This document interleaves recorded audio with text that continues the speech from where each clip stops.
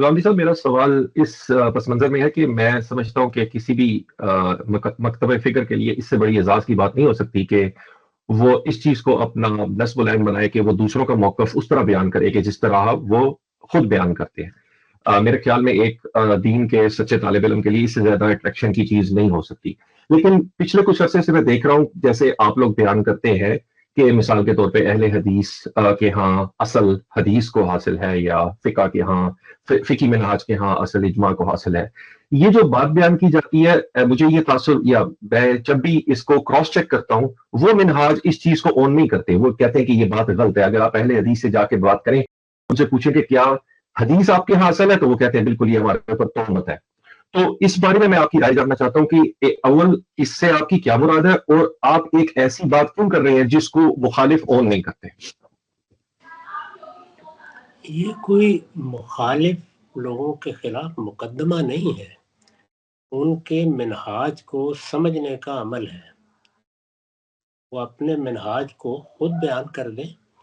ये बताएं कि मिसाल के तौर पर मैंने कुरान मजीद से एक बात समझी है, और रिवायत में बात उस तरह नहीं बयान हुई, या उसकी कोई ख़ास तफ़हीम रिवायत से सामने आती है, तो तरजीह किसकी होगी, मेरे फ़हम की या रिवायत की? ये सवाल इस तरह पूछिए। अगर उसका जवाब वो ये देते हैं कि नहीं, कुरान मजीद से जो बात तुमने या मैंने या किसी शख्स ने समझी है वो बुनियाद बनेगी, रिवायत को खुद उसकी रोशनी में समझा जाएगा। रिवायत उस फहम के मुताबिक होगी तो कबूल की जाएगी, वरना कबूल नहीं की जाएगी। अगर वो ये कहते हैं फिर तो वो हमारे मिनहाज पर है। आप उनसे पूछ के देख लीजिए, वो अपने आप को अहले हदीस क्यों कहते हैं, ये पूछिए। उसका मुद्दा ही यही है, उससे पेश नज़र ही यही है कि हम कुरान मजीद के फहम में, दीन के दूसरे ज़राए को समझने में आखिरी हैसियत रिवायत को देंगे। हमारे नज़दीक सुन्नत भी रिवायत के ताबे होकर समझी जाएगी, और कुरान मजीद भी। तो अगर ये बात वो नहीं मानते इस तरीके से, फिर उनके अकाबिर से कहिए कि वो इसको बयान कर दें। वो तो यही बात बयान कर रहे हैं। उनका हमारे ऊपर तनकीद के लिए भी बुनियादी मुकदमा यही है। वो ये कहते हैं कि ये लोग अपने फहम को तरजीह देते हैं, रिवायत के मुकाबले में अपना फहम पेश कर देते हैं। अब जाहिर है कि रिवायत में भी मेरा ही फहम है और कुरान में भी मेरा ही फहम है। तो यहाँ सूरत हाल ये नहीं है कि फहम पर रिवायत को या रिवायत पर फहम को तरजीह दी जा रही है। दोनों जगह फहम ही आखिरी फैसला करेगा, क्योंकि मुझे कुरान को समझना है। जब मैं उसको समझ लूँगा तो वो मेरा कुरान का फहम है। फिर मैंने रिवायत को देखा, वो मेरा रिवायत का फहम है। तो जैसे ही इन दोनों के दरमियान तजाद वाक़े होगा, उनसे पूछिए कि वो इसमें से किसको फैसला कुन मानते हैं। जी, रिवायत को, इसमें तो कोई शक नहीं। लेकिन फिर इस सूरत में आपको, मेरे ख्याल में, मेरी मेरी मेरी राय में, ये जब आप ये बात करते हैं कि सल्फी मिनहाज के नजदीक असल रिवायत को हासिल है, तो ये तासुर मिलता है जैसे कुरान के मुकाबले में वो रिवायत को तरजीह देते हैं, जिसका वो इनकार, जिससे वो एराज करते हैं। तो मेरे ख्याल में हमें स्टेटमेंट फिर ये देनी चाहिए कि कुरान के फहम में वो असल रिवायत को देते हैं, मेरे ख्याल में, बजाय इसके कि ये कहना कि सल्फी मिनहाज के अंदर असल रिवायत को हासिल है। तो हम ये बात ज्यादा मुनासिब नहीं होगी कि हम कहें कि सल्फी मिनहाज में कुरान के फहम को समझने के लिए असल रिवायत को हासिल है। ये ज्यादा वाज़ेह बात होगी जिससे वो एराज नहीं करेंगे, मेरा ख्याल है। नहीं तो समझना ही दो चीज़ों को है। यानी जब ये बहस होगी कि असल क्या है, तो किस चीज़ को समझना है, कुरान को और सुन्नत को। तो दोनों में तरजीह किसकी है, ये उनसे पूछ के बता दें। हम तो दस्ता माजरत करके जो वो बयान करेंगे उसको बयान करना शुरू कर देंगे। हमें तो ये इसरार नहीं होता कभी भी। बहुत दयानतदारी के साथ उनके मौक़िफ़ को ہم نے بیان کر دیا ہے۔ سلفی منہاج میں جو دین کے ماخذ ہیں انہی کو سمجھنا ہے نا، جی فلسفے کو یا معاشیات کو یا سیاسیات کو تو نہیں سمجھنا۔ سمجھنے کا عمل جن چیزوں سے متعلق ہونا ہے وہ دو ہی ہیں، یا وہ قرآن ہے یا رسالت مآب صلی اللہ علیہ وسلم نے جو سنت جاری کی ہے اس کو ہر مسلمان سمجھنا یا جاننا چاہتا ہے۔ اس میں فیصلہ کن حیثیت ان سے پوچھ کے بتا دیں کس چیز کو حاصل ہے۔ وہ سب سے پہلے قرآن کو رکھیں گے، وہ کہیں گے ہمارے منہاج میں سب سے اوپر قرآن ہے، اب پھر حدیث ہے۔ اب جو اصل قرآن تو اس پہلو سے سب کے نزدیک پہلی چیز ہے۔ جی وہ تو آپ فقہی منہاج کے لوگوں سے بھی پوچھیں گے جی بالکل تو جی وہ یہی بالکل ترتیب بیان کریں گے، اس میں تو دو رائے ہو ہی نہیں سکتی۔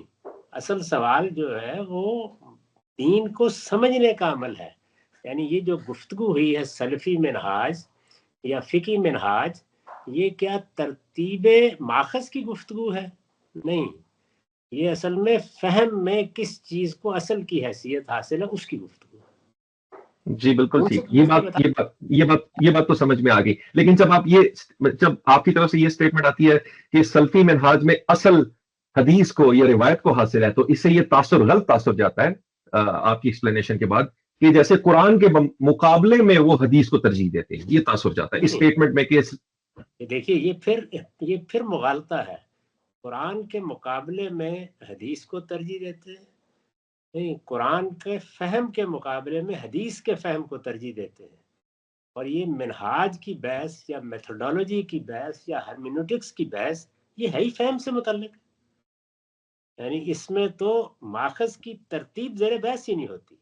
صحیح ماخذ کی ترتیب تو جس سے بھی پوچھیں گے آپ وہ یہی ہوگی کہ اللہ کی کتاب قرآن ہے، اس کے بعد سنت ہے، اس میں تو کوئی دوسری رائے ہو ہی نہیں سکتی۔ اس کے بعد اجماع اور قیاس کے بارے میں بحث ہو سکتی ہے، کچھ لوگ کہیں گے کہ تیسری چیز اجتہاد ہے، کچھ کہیں گے اجماع ہے اور پھر اس کے بعد قیاس ہے، اس میں تو بحث ہو جائے گی ترتیب میں۔ یہاں جو چیز منہاج جس کو آپ کہتے ہیں یا میتھڈولوجی کہتے ہیں، اس کا تعلق چیزوں کو ترتیب سے رکھنے میں نہیں ہے، اس کا تعلق سمجھنے میں ہے۔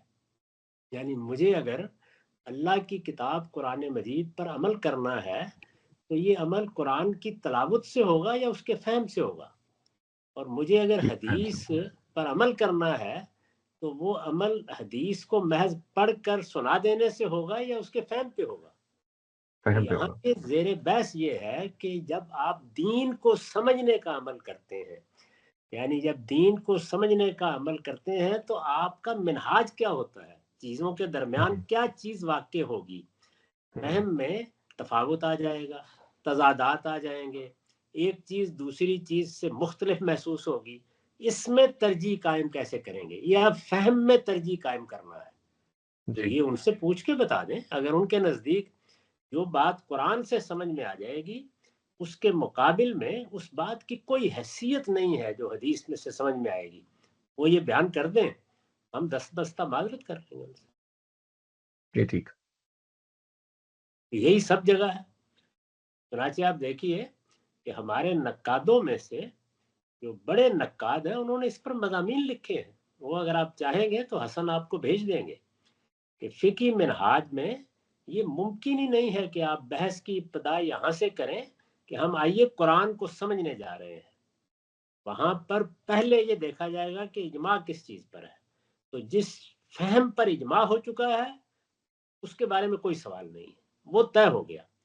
اب آگے بڑھیں گے، ان چیزوں کو دیکھیں گے جن میں اجماع نہیں ہوا، ان میں پھر آگے ترجیحات ہیں کہ اگر اجماع تو نہیں ہوا لیکن ائمہ اربعہ کا اتفاق ہو گیا ہے تو اس کو ترجیح دے لیں گے۔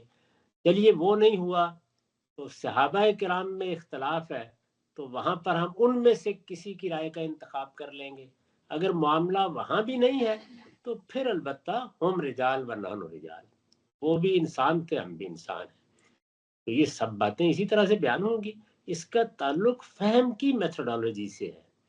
چیزوں کو ترتیب سے رکھنے کے لیے جب آپ کہیں گے تو اس وقت کون کہے گا کہ قرآن مجید کو حدیث سے نیچے رکھتا ہوں میں؟ کوئی بھی نہیں کہے گا۔ جی ٹھیک